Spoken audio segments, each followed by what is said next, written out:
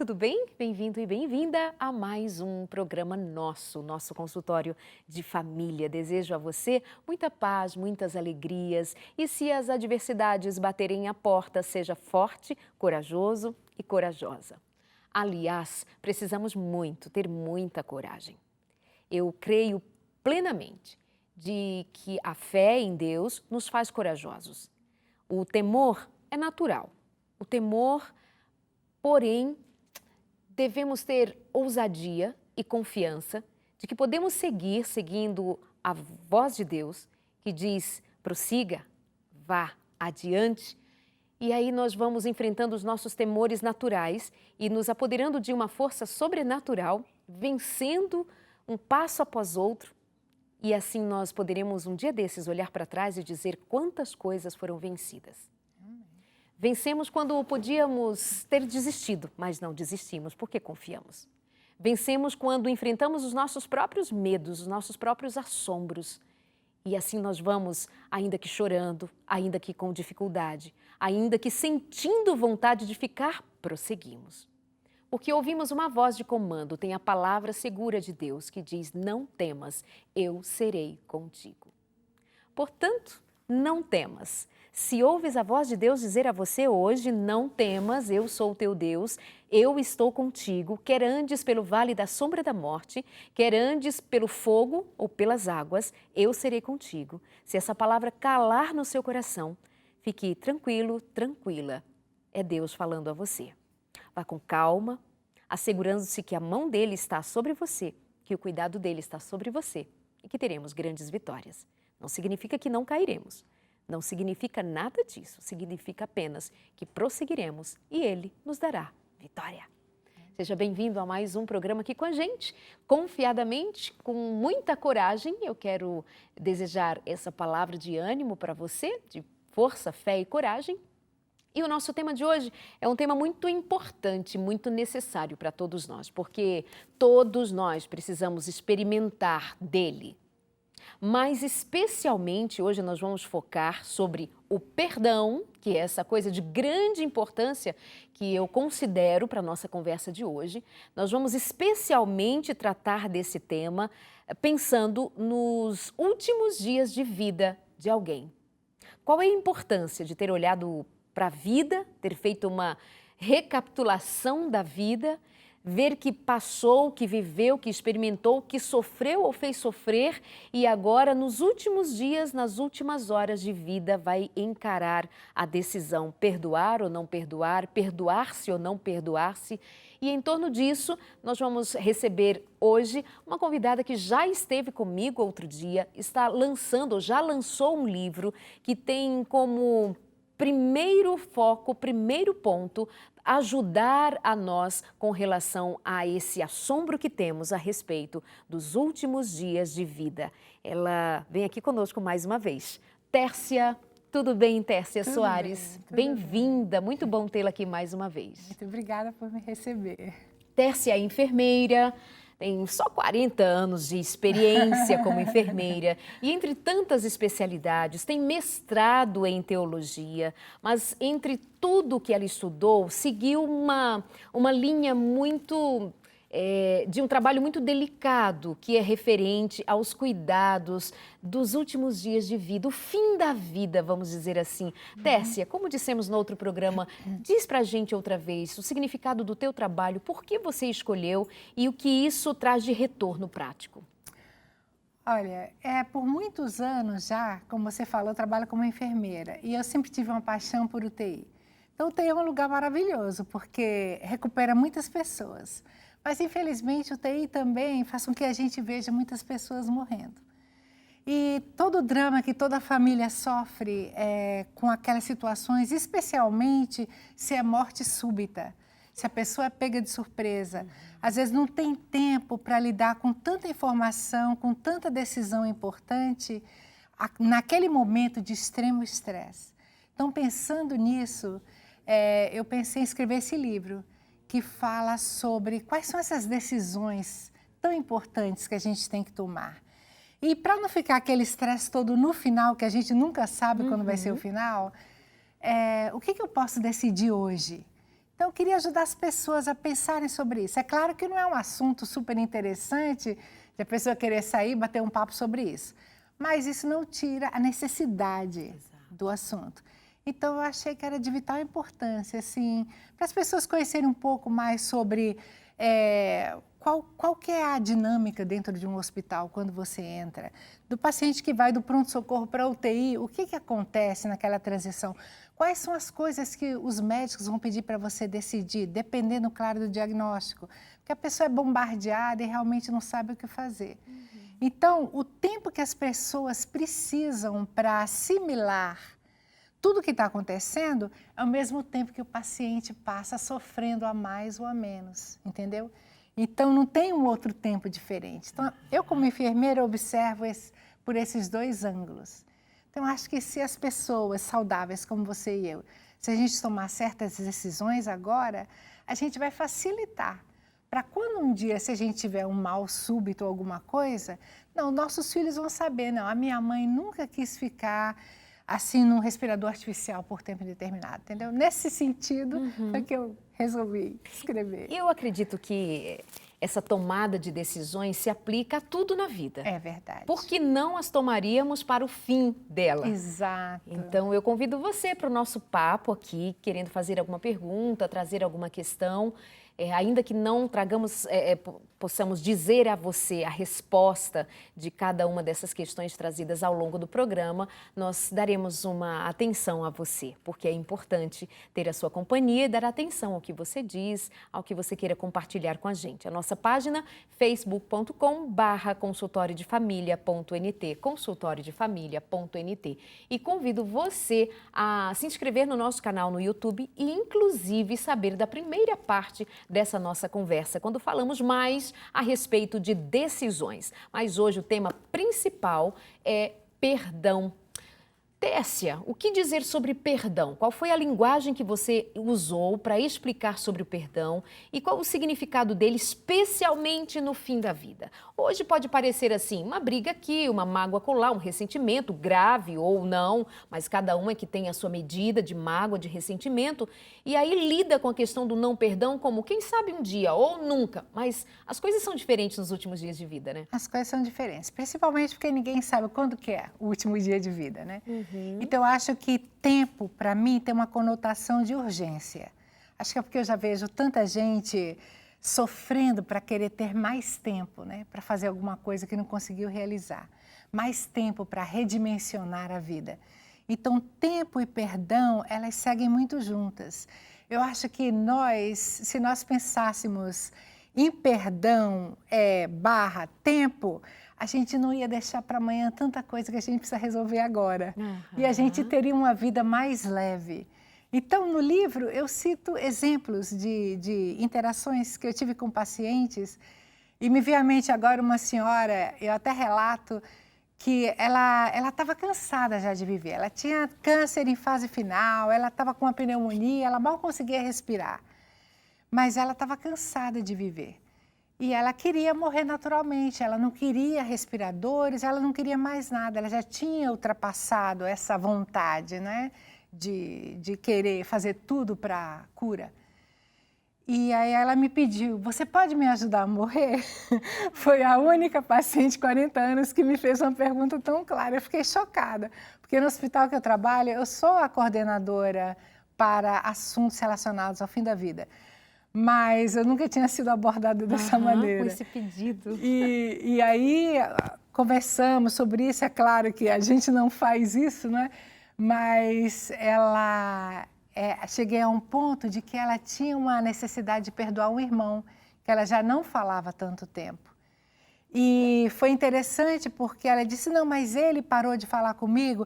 E é interessante porque a gente sempre pensa que a culpa é do outro, o que quer que seja que desalinhou no relacionamento.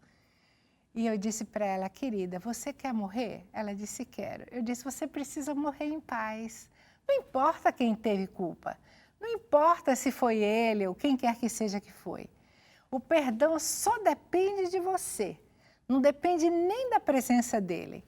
Então, eu acho que perdão é assim, você confrontar a sua própria falta de generosidade para resolver uma questão, independente de quem causou, né? Certíssimo. Tércia, e quando você diz que não precisa nem, ou não precisaria nem que aquele irmão estivesse presente, então não há um ritual específico para o perdão do tipo, traz o meu irmão até aqui, ou liga para ele. Pode ser diferente, até o Pode. indivíduo sozinho decidindo ali? Porque ela nem tinha o telefone do irmão. Contato nenhum mais. Nenhum. Isso funciona para a gente também, porque às vezes a gente fica com rancor de alguém que nem sabe que a gente está com rancor. Perfeito. A pessoa não sabe que lhe ofendeu ou que lhe magoou. Então, você vai chamar a pessoa para conversar por quê? Para ela está normal. Então, o perdão realmente depende de você. Se você decide ser generosa com a outra pessoa, é como nós cremos, não é? Que tem que haver uma mudança do nosso entendimento, né? Em Romanos 12:2 diz isso. Então, essa mudança do entendimento é até aquilo que eu acho que eu estou certa, talvez eu não esteja. É a perspectiva da visão do problema, né? Então, no ambiente hospitalar, no ambiente de fim de vida, a gente não tem todos esses componentes, traz fulano, às vezes não dá tempo, mas a gente quer resolver o problema da pessoa ali, que ela tenha paz ali, naquele momento. Então, eu falei para ela, escreve uma carta, eu te ajudo. Ela não conseguia mais escrever. E a gente vai achar o endereço, porque ela não tinha o telefone, muito tempo sem se comunicar. Então, eu acho que perdão é isso, sabe? É o dia a dia, é a gente querer viver leve, entregar o fardo para Deus, mas não aquilo que é nossa obrigação, Exato. não é? Não adiar. E a carta foi encaminhada? A carta foi encaminhada e durante o dia, no decorrer do dia, porque ela disse, eu não quero mais continuar com esse tratamento ou com esse tratamento, que esses são assuntos do programa anterior, eu quero ter uma morte natural, que também é assunto do programa anterior. E a gente respeita, não é? E eu fico contente que aqui no Brasil também esteja começando a haver esse respeito com relação ao desejo do paciente. A gente não vai causar a morte, mas a gente vai permitir, não é, que a pessoa morra naturalmente quando já se percebe e ela tem consciência que está no fim da jornada, não é? São momentos tristes, mas que você pode ajudar a tornar mais leve, dando esperança de conforto, paz de espírito. Então, eu valorizo muito isso. Então, uma coisa é certa, a dívida referente a uma mágoa, algo que é um ressentimento, uma raiva, de um conflito passado que talvez já tenha perdido até o seu significado referente ao tempo, quando você fala de perdão, e agora há pouco dizia que isso está muito ligado ao tempo, também no sentido da urgência. O quanto antes nos livrarmos desse peso, dessa carga, dessa raiva, melhor. Já é uma decisão tomada, resolvida e bola para frente. Não precisa nem estar morrendo. Não, por favor, não precisa. Agora em vida. Não, não pode. É uma coisa assim, automática, uma coisa que lhe incomoda. Então, eu gosto porque na vida a gente tem escolhas. A gente pode carregar o rancor a vida inteira e ficar naquela, não é? De, puxa vida, coitada de mim, né? Ou a gente pode escolher ver o que realmente está causando aquele rancor e o que pode ser mudado em mim. Porque eu não posso mudar a outra pessoa, eu não posso mudar o problema, mas eu posso mudar a minha perspectiva. Então, eu tento levar isso para os meus pacientes.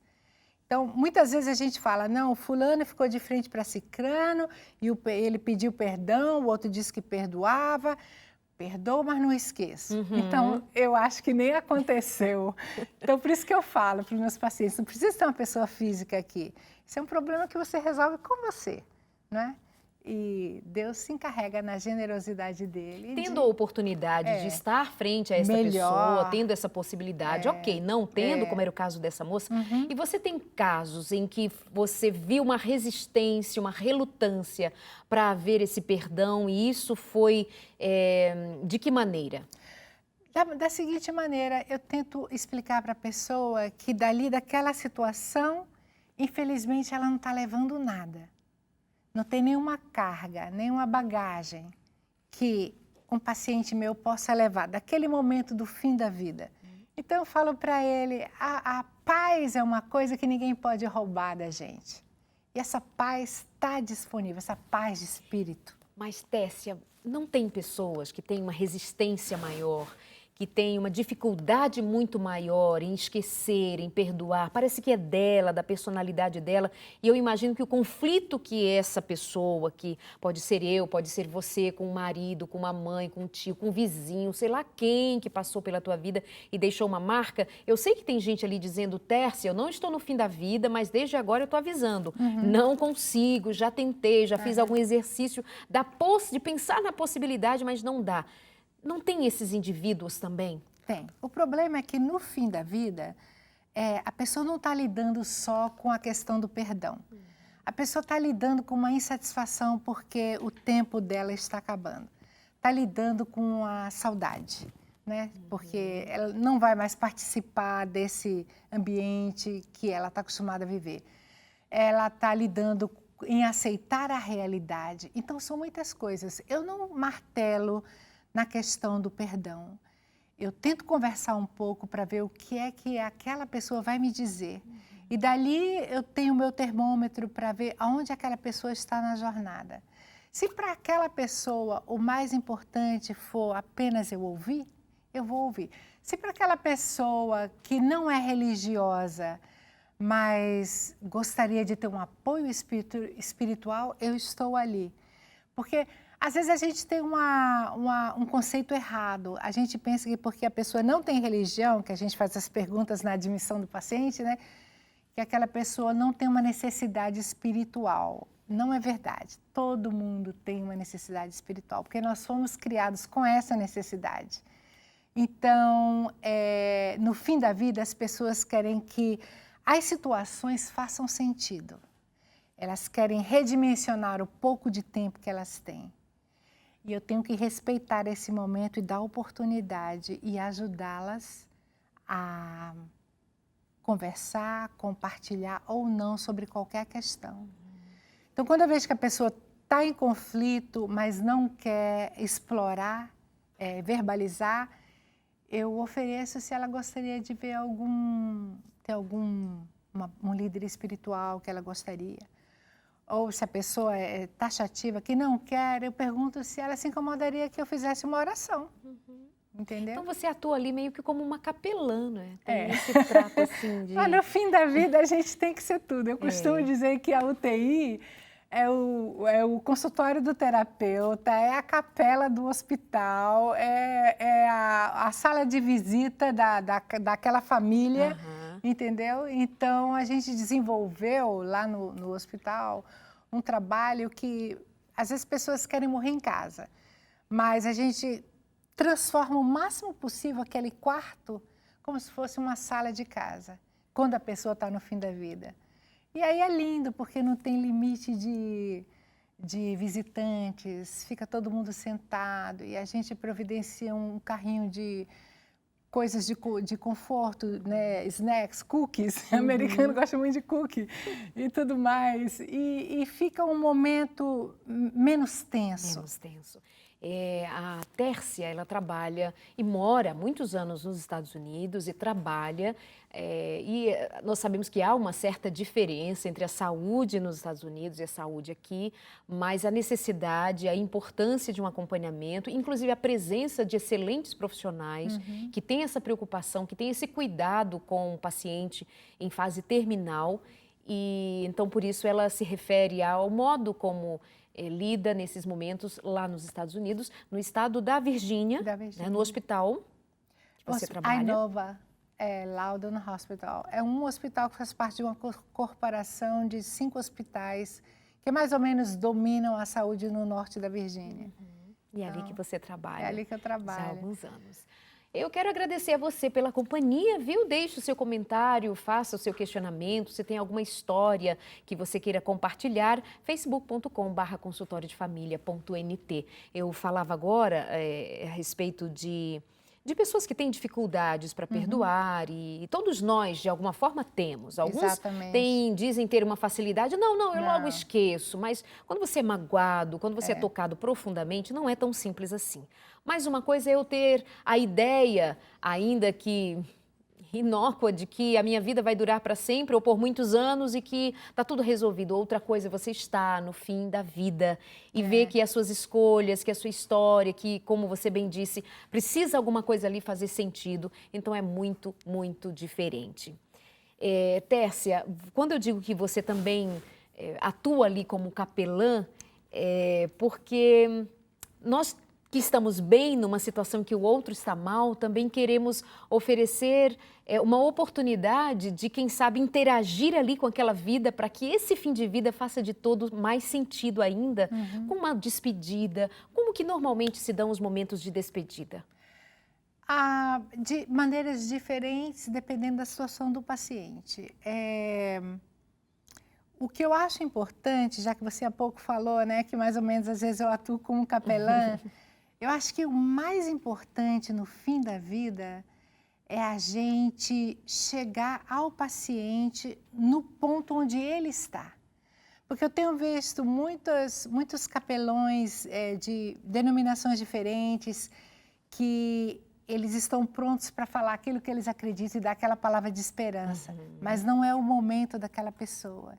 Então, eu acho que no fim da vida o mais importante não é o que eu acredito, é o que eu posso ajudar dentro da crença ou não daquela pessoa. A despedida ocorre de maneiras diferentes, porque às vezes é uma overdose. Uma pessoa jovem de 28 anos que teve uma overdose de drogas diferentes e com o passar dos dias, com exames feitos, se constata a morte cerebral e aí não adianta ficar mantendo artificialmente. Para mim, a despedida mais terrível é de uma mãe que despede do filho que vai ter esses equipamentos desligados. Acho que porque eu sou a mãe e tenho filhos, eu me coloco no lugar delas. E os filhos são dessa faixa etária, 28 a 33, 34, quando isso acontece, normalmente naquela região onde eu moro. Então, acho que essa despedida é muito traumática. É diferente de uma despedida de alguém que já sofreu a vida inteira com câncer, não minimizando, mas às vezes a morte é um bálsamo para alguém que já sofreu tanto com dores terríveis, entendeu? E outros sintomas. Então, depende do caso. Se é um caso que a pessoa já está mantida artificialmente por semanas e que os médicos já falam que o prognóstico está fechado e tal, quando eles decidem que vão permitir que aquele ente querido descanse em paz, então tem o momento da despedida, antes de deixar que ele venha a morrer naturalmente. E como pode acontecer? Claro que há casos e casos, né? Tem aquele que nem deu tempo fazer uma despedida, tem enfim, a morte súbita ou algo semelhante, mas como normalmente se dá, assim, algumas situações que mais te chamaram a atenção? Família vem, mais se despedem, e quem tem tempo de se despedir? Qual é a diferença para aquele que não teve como fazê-lo? Eu acho que, eu particularmente, eu proporciono tempo. Eu digo no começo do livro que hoje em dia a medicina está tão elitizada, tão desenvolvida, que a morte, o momento da morte, em alguns casos, pode ser maleável. E eu luto por isso, quando eu vejo que uma mãe está vindo de um outro país para ver a filha que mora naquela região e a filha está dependente só de equipamentos artificiais, mantendo a vida. Então, eu intervenho, eu falo para o médico lá da UTI, o diretor médico, eu falo, não, essa aqui nós vamos esperar, o voo dessa mãe vai chegar às 4 da tarde, nós não vamos, mesmo sabendo que ela já tem morte cerebral, para dar aquele momento para a mãe. Porque eu não estou lá para cuidar só do paciente, eu estou para cuidar da família que está perdendo alguém. Então, é um contexto muito diferente, porque aquela pessoa que está morrendo, às vezes está em coma, não está sabendo de nada, para ela não está fazendo diferença. É claro que eu trato com o mesmo carinho como alguém que iria se recuperar, mas aquela família ali eu tenho que ter muito cuidado com ela também, porque no curso que a gente faz para aprender a tratar das pessoas no fim da vida, Tem uma frase que sempre me chamou a atenção e eu gosto de usar quando eu ofereço esses cursos para os enfermeiros do Norte da Virgínia. É que nós somos as arquitetas da memória daquela família. É muita responsabilidade. Extremamente. Então, não é uma coisa banal. Então, eu tenho que ter essa empatia pela família inteira. Entendeu? Quem dera tivéssemos mais condição, né, de ver na saúde pública, aqui no Brasil, mais proximidade do profissional com o paciente e com a família. Quantas histórias tristes, quantas famílias, quantos de vocês estão lembrando agora de um episódio em que, no momento da morte, houve de tudo, exceto respeito à sua dor, respeito à sua agonia de estar perdendo alguém que amava, que ama. E, enfim, é um momento muito delicado, né, para muita gente. Estou conversando com Tércia Soares Sharp, ela é enfermeira e está lançando um livro que carrega toda essa temática, cheia de experiências e tentando ao máximo passar a você um significado num conjunto de situações que se dá em torno do tema fim da vida. Nós vamos falar um pouco mais a respeito deste tema perdão, vamos falar ainda de outras questões envolvidas e convido você a ficar com a gente logo depois do intervalo. Nós estamos de volta, até já.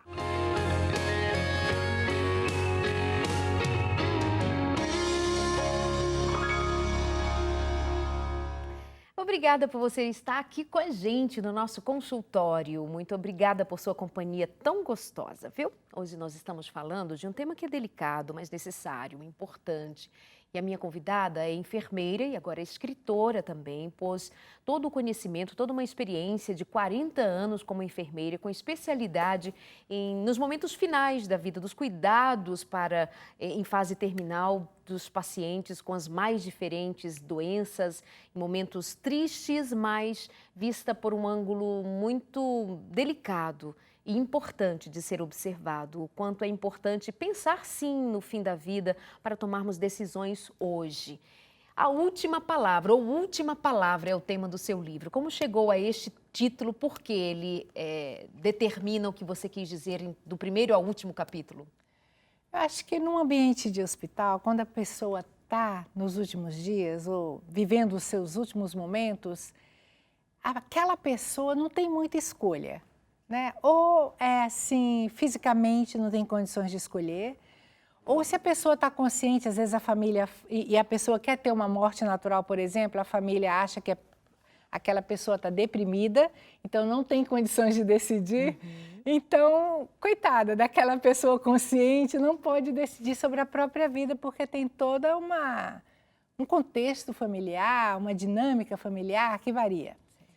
Então, última palavra é um título que se refere a, mesmo que um dia, se eu tiver um mal súbito, se eu tiver um derrame, e eu não puder ter a última palavra naquele momento com relação à minha vida, o que eu gostaria que fosse feito, eu posso decidir hoje, entendeu? Então, mesmo assim, eu ainda vou ter a última palavra, porque na vida a gente quer ter a última palavra em qualquer conversa. Verdade. A gente quer ter a ideia melhor, a gente quer ter a última palavra numa discussão, a gente quer ter razão, mas no que se refere à vida ou morte, né, ou como o fim da vida será, a gente não dedica tempo para conversar sobre o assunto e saber o que é que eu poderia decidir para ter uma morte mais digna. Então, pensando nisso, eu escrevi um livro para ajudar as pessoas a tomar decisões simples, agora que a gente está saudável, consciente, entendeu? Coisas simples. Vamos recapitular algumas das decisões que comentamos no primeiro programa. Algumas delas, cita pra gente, algumas decisões simples que podem ser tomadas hoje ou ao longo da minha vida e que pode dar resultado lá à frente, como pelo menos um fim da vida mais tranquilo.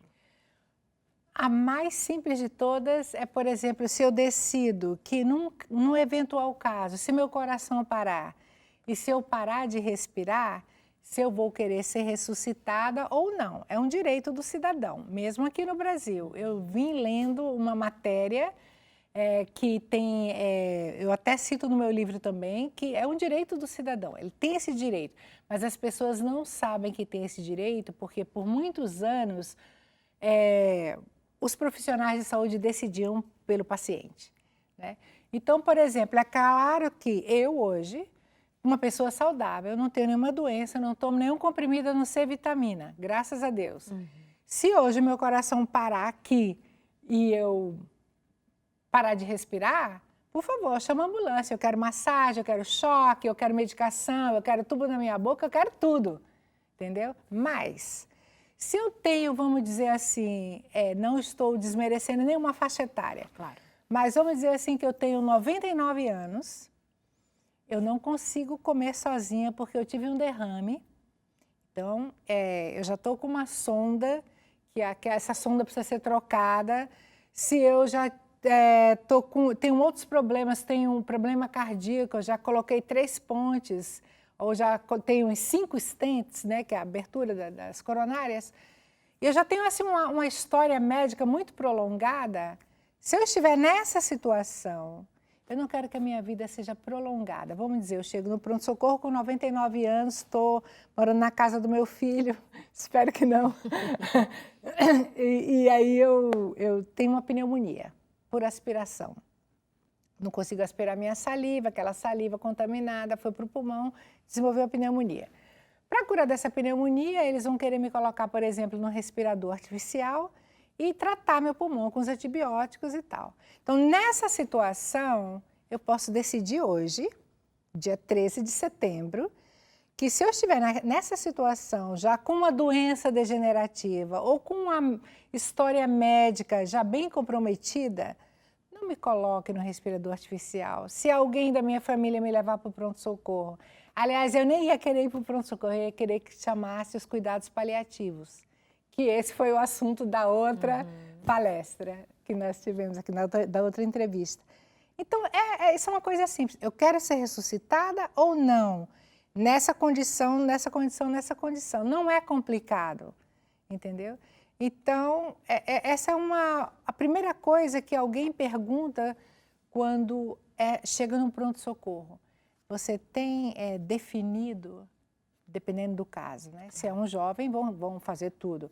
Mas se é uma pessoa que está querendo descansar em paz... Ela tem esse direito. Ela tem esse direito de ter uma morte natural. A gente não pode intervir e prolongar o sofrimento, entendeu? Nesse sentido. Então, essa é a decisão simples. Então, vamos voltar ao nosso tema principal, que tem a ver com perdão. Essas questões citadas, como decisões, últimas palavras, cuidados paliativos, a diferença entre morte natural, eutanásia, tudo no programa anterior. E convido você a assistir no nosso canal no YouTube. E você vai ter oportunidade de, então, ter um conjunto de informações a respeito do final da vida. Você que tem parente que está nesses últimos dias, você que tem cuidado de alguém e tem esse sentimento de que o diagnóstico ou a doença tem evoluído para alguma coisa que sugere um cuidado a mais com esses últimos dias. Então, eu acho bem interessante que você também tenha conhecimento, mas é um tema que quisemos trabalhar aqui de uma maneira que atenda a todos nós. Isso tem a ver com todos nós. É como bem dizemos sempre, se tem uma coisa que é certa na vida, é o final dela, né? Exatamente. É a morte. E aí, voltando ao tema perdão, quando você escreve esse capítulo, quando você está ali debruçada sobre esse tema, eu imagino que deva ter passado por você também. Ele tem a ver com todos nós, independente se estarmos no começo, no meio ou no fim da vida. Exato. Apesar de ter uma diferença de estar no fim da vida, como falamos anteriormente no bloco anterior. Mas passou por você também? Como foi que você escreveu sobre esse tema? Passou por mim, porque passa por todo mundo. E como eu te falei, a gente tem a opção de escolher como é que a gente vai ficar. Então, no capítulo Perdão, eu cito duas situações pessoais, porque nós todos somos vulneráveis a isso. Então, uma que tem mais a ver com essa parte de estar trabalhando hoje, especificamente com o fim da vida, foi uma situação que aconteceu comigo no hospital. A minha mãe, meus pais iam celebrar bodas de diamante e nesse hospital tem uma regra que ninguém pode sair Natal ou Ano Novo. Então, eles não liberam, assim, por exemplo, você trabalhar Natal, você folga o Ano Novo, não. se você trabalhar Natal e Ano Novo esse ano, você folga ano que vem. Não existe. E eu precisava vir para as bodas de diamante. Então, eu expliquei e tal, arrumei gente para cobrir meus plantões, enfim. Mas surgiu uma onda de assim, inveja e maldade e maledicência com relação a mim. Eu tive que pedir apoio aos recursos humanos para ver como eu ia lidar com a situação. E eles disseram, não, você está agindo normal, você arranjou gente para cobrir seus plantões, você pode viajar. E todas as pessoas que eu arrumei, ninguém ia ter hora extra, não ia ser onoroso para o hospital. Mas eu vim para as bodas de diamante, voltei e aquela situação continuava. E aquilo me magoou muito, porque a maledicência era grande, tinha só umas 3 ou 4 colegas que entendiam o meu ponto, que achavam que eu estava certa, mas as outras se aproveitaram da situação e eu fui marginalizada. E tinha muitas colegas que diziam, Tessia, por que você não vai procurar emprego em outro lugar? Porque você tem um currículo excelente, você pode trabalhar em qualquer hospital. Mas eu orava a Deus e eu dizia, não, se Deus quer fazer algum trabalho através de mim, eu tenho que mostrar essa luz aonde eu estou. Eu não vou escolher um lugar para eu brilhar. Eu tenho que brilhar aqui, é aqui que eu estou. E continuei. Aí um dia eu estava lendo São Mateus e eu li que se você só gosta dos seus amigos, se você só ama seus amigos, você não é melhor do que ninguém. O duro é amar o inimigo. E eu, desde pequena, eu fui instruída que a palavra de Deus transforma. Aí eu falei, não, se a palavra de Deus transforma, e se eu ler esse capítulo aqui, que eu tenho que amar meus inimigos, que eram muitos, naquela unidade, eu vou ler isso aqui todo dia. E aí fui para o capítulo seguinte, que é a oração do Senhor, que o perdão dele para nós é condicional. Falei, eu não vou agora me fingir, ai, Senhor, me perdoa, eu não estou perdoando ninguém, eu estou com esse ressentimento aqui, eu tenho toda a razão do mundo, mas aquela razão não está me ajudando para nada. Estou aqui pesada. Aí eu comecei minha jornada intensiva. Todo dia eu lia aquela mesma coisa. O negócio de amar os inimigos, a questão de amar os inimigos e a oração do Senhor. Falei, não, eu vou ler, a Bíblia transforma, vai me transformar. Menino, eu li 1 mês, nada. 2, 3, 5, nada. 7, 8 meses, todo dia eu li a mesma coisa. E eu ainda não falava oi, oi, mais, entendeu? Aquela coisa, eu não quero perto de mim. Depois de 10 meses nessa batalha, eu naturalmente conseguia conversar com aquelas pessoas, dar risada. Mas sabe assim, leve, a Bíblia diz que a gente vai esquecer. Não é que vai dar um ataque de amnésia, é que aquela lembrança triste não vai mais existir. Esse é o esquecimento. Então, se eu tivesse um coração melhorzinho, acho que com 2 meses de leitura, resolvi o problema. Mas para mim levou 10, então não se desesperem. Dependendo do estado do seu coração, pode ser antes, né? Que o seu era duro. O meu estava crítico, era o caso de UTI mesmo. E aí você traz essa experiência para o livro. E que ligação tem essa tua experiência de hoje, saudável, profissional, cuidadora, reconhecida? Você traz isso ainda na perspectiva do fim da vida? Eu trago isso, mas uma coisa interessante que eu tenho que ressaltar, para dar a Deus toda a glória, é que depois que Ele me concedeu esse perdão, que eu busquei muito, foi que as portas se abriram no sentido do fim da vida. Foi exato. Então, eu sempre tive pena das pessoas que perdem um ente querido subitamente, sempre, desde o tempo que eu trabalhava em São Paulo, no Einstein, na UTI. Assim, era devastador. Eu sou aquelas enfermeiras que vai para enterro, que chora, que a família me consola, esse tipo de coisa. Então, mas depois dessa vitória que Deus me concedeu do perdão, Ele disse, não, agora você pode brilhar por mim. Entendeu? E aí Ele me deu essa oportunidade de fazer curso, de ser treinada, de treinar outros enfermeiros e até de ganhar prêmios que eu nunca tinha ganho na minha carreira profissional inteira com esse trabalho do fim da vida. Prêmios nacionais e prêmios no hospital. Então, é graças a Deus mesmo, não tem limite o que Ele pode fazer quando a gente se prostra perante Ele, né? E reconhece. E pede por algo que é absolutamente antinatural a nós, né? Porque o perdoar não é nosso, Não. porque nós queremos fazer valer nossa palavra, nosso ponto de vista, porque o orgulho é assim, aquele monstro que se levanta e nos aparta até da razão. Né? Quando você diz dessa experiência que inclusive tem histórias tão ricas para contar posteriormente, dos prêmios, do reconhecimento, vem o livro também, não é? Que é uma possibilidade nova de você influenciar e levar outras pessoas a pensarem sobre isso. Seria então a decisão de perdoar, a decisão de ir em busca disso que hoje você diz não conseguir, seria uma porta que hoje pode estar fechada, mas ela pode se abrir e me levar a um outro momento da vida, a um outro compartimento da vida? Com certeza. Porque o que Deus quer da gente não é que a gente atinja objetivos mirabolantes, que a gente alcance aquilo que a gente sempre sonhou alcançar, não. O que importa para Deus é a jornada, é o dia a dia, é o quanto do meu tempo pessoal agora eu estou vivendo com Ele, dedicando a Ele, entrosando Ele na minha vida. É isso que importa para Ele, não é o meu sucesso ou o que eu posso fazer para Ele, não é. É a jornada.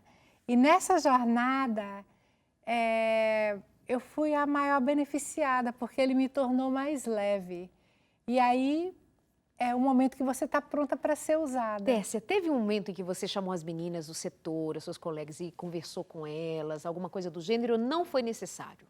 Eu não conversei assim, tipo reunião, né? Mas eu fui com uma e com outra, que eu sabia quem eram as mais pivôs, porque eu tinha... Porque a enfermagem é uma profissão maravilhosa. Tem muita gente que faz enfermagem e abandona, vai fazer outra coisa, mas eu sou apaixonada. Mas o problema da enfermagem é que tem muito hormônio feminino. Então, minha filha, o negócio às vezes pesa.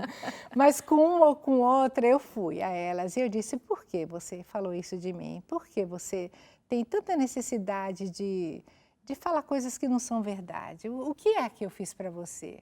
O que é que você tem contra mim? As pessoas não estão acostumadas com essa abordagem tão aberta.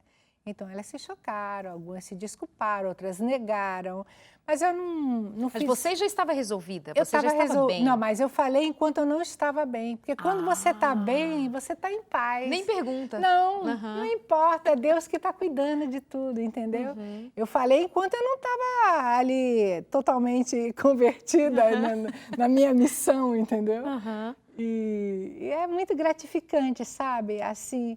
As pessoas no dia a dia, porque você não pode exigir que seu filho perdoe um amigo ou que perdoe um professor, se você não é capaz de perdoar o seu marido ou se você não é capaz... Eles estão ali vendo tudo, a gente não pode brincar de cristianismo ou de... Entendeu? Você faz isso, mas eu mesma não consigo, entendeu? A gente tem que ser pura perante os olhos. Agora, Tércia, eu acho... Digo acho porque eu nunca acompanhei tão de perto casos como você profissionalmente acompanha. E é da sua experiência, como você disse, também ter muita compaixão desse momento final da vida, tanto da família, quanto do fim da vida de quem morreu mesmo. Mas as pessoas mudam muito próximo a morrer. É real uma ideia que eu, como leiga, tenho, de que a proximidade com a morte nos faz mais humildes, mais sensíveis, mais cuidadosos, referente a quem eu sou ou quem eu fui nessa vida? Olha, talvez se esse momento que você se refere for antes do momento final, sim. Mas eu acho que... em muitos casos, elas continuam sendo o que sempre foram, entendeu? Se elas armazenaram durante a vida muitos ressentimentos... Eles não desaparecem? Eles não desaparecem, eles vão mudar, a causa do ressentimento pode mudar. Então, por exemplo, agora eu estou ressentida porque eu não consigo mais viver, porque eu não consigo mais andar, porque eu não consigo mais comer. Então, eu estou de mal com o mundo, entendeu? O que é importante é que a gente não estabeleça nenhum tipo de julgamento para alguém que está sofrendo e num momento tão delicado. Então, eu tento trabalhar isso com as famílias, entendeu? Porque você percebe logo a dinâmica daquela família, daquele ente querido que está para morrer. Então, às vezes, eles têm necessidade de falar coisas que não é justo para quem já está no fim, entendeu? Então, o que eu costumo dizer é: tanta coisa é feita para o nascimento de um bebê, a sala está sempre cheia, e tantos preparativos, e uma pessoa que andou por essa jornada, trilhou o seu caminho, venceu tantos obstáculos e perdeu tanto em outras situações, ela merece muito respeito. Ela merece o respeito dos profissionais de saúde, ela merece o respeito da família. Então, eu tento conversar, até de um para um, com um membro da família que eu vejo que tem mais um ressentimento, está com vontade de dizer alguma coisa que só vai machucar mais e depois vai deixar aquele membro da família que quer falar mais com um problema sério de ele ter que se perdoar. Porque muitos casos a pessoa não consegue se perdoar por alguma coisa que fez. Não é nem que o outro fez para você, é dela mesma, entendeu? Então, eu estou ali só para ajudar a promover essa liberdade maravilhosa, que nem sou eu que faço nada, eu me entrego antes de trabalhar, porque é um trabalho que eu considero um ministério nesse momento do fim da vida. Eu me entrego para Deus me usar, porque cada caso é um caso, cada situação, e eu não conheço as famílias, entendeu? Então, claro que todo um preparo que a gente recebe e tal, você mais ou menos vê quem é uma pessoa que pode ser a sua aliada para ajudar naquele momento de fechamento. Então, é mais ou menos assim que eu vou, né? Eu sei que tem muita coisa assim em torno de última palavra, né? A gente vê em filme, a gente vê em novela. Ai, vai revelar um segredo. Não existe. Há 40 anos eu nunca vi nenhum segredo assim revelado, a última palavra. Então, esse título é também para mexer com isso, né? A pessoa pensa, última palavra. Tanto que foi interessante, porque quando eu postei o livro, né, que saiu finalmente, as pessoas dizem, vai servir a muita gente que está nessa situação. Então, há esse entendimento, né, de servir. Mas no programa anterior a gente já esclareceu essa questão. Onde encontrar o livro, Última Palavra, da enfermeira e escritora agora, prestando um serviço, acaba sendo uma prestação de serviço a respeito desse tema, pouco comentado, pouco falado, e você pode ter mais informações acessando o site que aparece no seu vídeo. E é muito simples, porque você pode ali fazer inclusive suas perguntas e saber mais como adquirir esse livro, tá bom? Muito simples assim, como está sendo simples, mas muito interessante a nossa conversa. Eu não tenho dúvida que esse tema perdão é importante para você que está passando por uma dificuldade importante em torno de uma mágoa, uma lembrança, uma memória muito dolorosa referente a alguém. Vai pensando melhor, vai se aprofundando melhor sobre o tema perdão, antes de fazer bem ao outro, que segundo o seu entendimento, deva ou não, no seu caso hoje provavelmente que não seja perdoado, ou que você pense, sim, devo perdoar, mas não sei como, não consigo. Está aí uma experiência, está aí uma força, está aí uma maneira de você pensar melhor a respeito de algo que é pertinente à nossa existência. Tércia, dá pra gente... Eu vou fazer uma pergunta assim que pode soar, ai, Darleide, que pergunta, né? Que soa tão, às vezes, pueril. Mas qual é o tipo de pessoa, sem o julgamento, claro que você não faria isso, não é do seu perfil, mas qual é o tipo de pessoa que você vê que ao final da vida ela tem uma morte mais pacífica, que ela tem mais paz? Qual é o tipo de pessoa que ao fim da vida não dá esse trabalho todo, nem com a despedida, nem com a questão perdão? Quem são? Eu acho que são pessoas que têm um perfil e que um perfil mais calmo, uma pessoa assim que foi mais compreensiva durante a vida inteira. Nós temos tipos diferentes de temperamentos, Sim. né?